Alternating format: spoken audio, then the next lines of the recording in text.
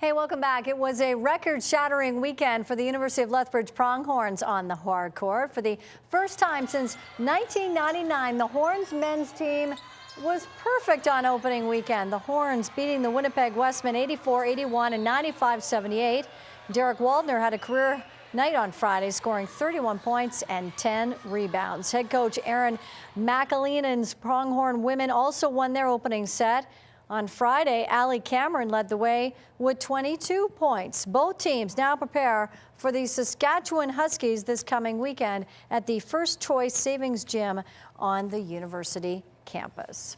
The NHL lockout is now in its 51st day, but over the weekend, the two sides may have finally made some headway. Those talks were so positive that the league and the players union will get back to the bargaining table tomorrow in New York. On Saturday, Bill Daly and Steve Fear met, and they made enough progress to warrant more negotiations on Tuesday. It was the first time that the two sides had met since October 18th. Meantime, future CHLers were in Calgary this past weekend for the 2012 U16 Challenge Cup. So these were the top under 16 male players in Western Canada, and that meant there were a plethora of scouts this week to see this game. Team BC taking on Team Alberta, and BC opens the scoring with Jansen Harkins. Two-time defending champion Alberta would get the equalizer here on the power play courtesy of Braylon Schmier. And it's 1-1. Later in the period, BC with some great forechecking.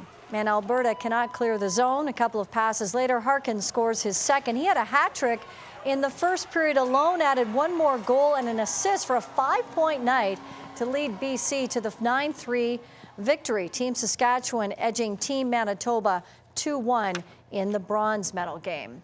The Calgary Stampeders haven't had much luck against the Saskatchewan Roughriders in the playoffs of late. Since 2006, the Riders have won 4 straight decisions over the Stampeders in the postseason.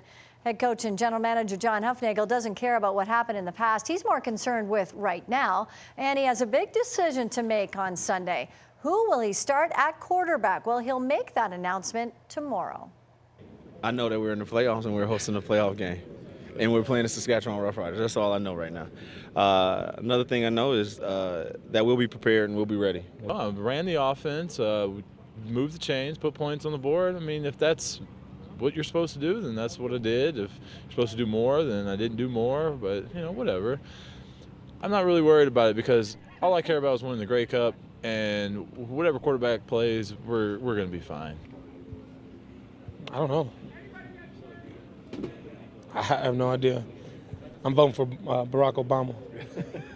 You know, we have competition and we have depth at every position, I think, on the field. And it showed this year with guys getting hurt, guys coming on the roster, and us still being successful. Stamps and Riders in the Western semifinal, and that game gets underway this Sunday at 2:30, and you can see it on TSN. Now, Stamps receiver Johnny Forzani won't be playing as he suffered a season-ending ankle injury last month. Since then, he's been rehabbing and trying to find a solution to cold weather football. Forzani's developed and is now selling a fitted heated glove. This is the first model. It's real simple. Okay. You simply put it on. Hit the power. You got 3 heat settings. This is high, medium, and low. High's up to 115 degrees.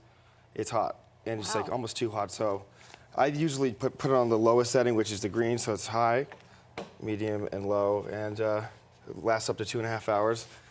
And your hand just, you know, it's the heating elements all through the back, so your hand instantly warms up. Anybody who needs manual dexterity, the thing that separates my heated gloves and the other ones is they're so thin.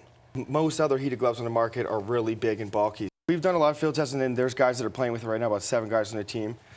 Kevin Glenn was played in and has been throwing with him. He loves them.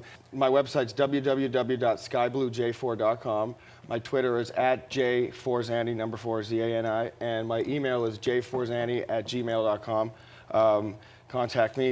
I'm selling them for $80, which is most other heated gloves that you can buy are around $200, $300.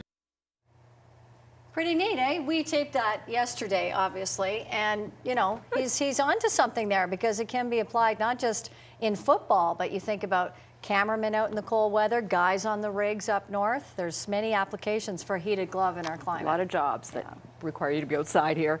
Coming up next, we're going to take you inside, though, one of the most posh dog hotels you've ever seen.